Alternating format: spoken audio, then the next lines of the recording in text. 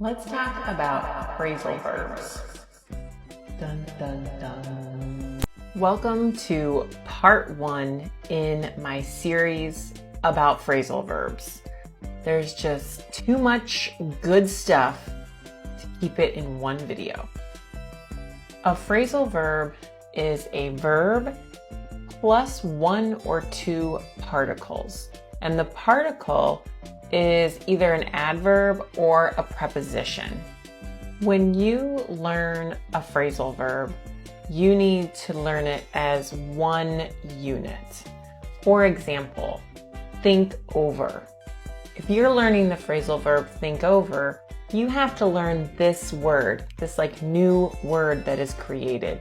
You can't look up the word think and the word over and try and figure it out from that, because think over is its own thing. Since phrasal verbs create their own meaning that is separate from their two parts, you really should not use a translator to look up the meanings of phrasal verbs. Translators are going to cause you a lot of problems because they're probably going to focus on the verb part. So you're going to get some mistranslations. The best thing to do is go to a dictionary, like Collins, look up your phrasal verb. You're going to have a lot of information in a dictionary that you're not going to have from a translator.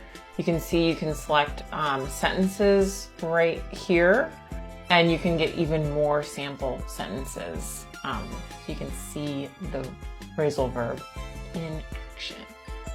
Stay tuned for part 2 in my phrasal verb series.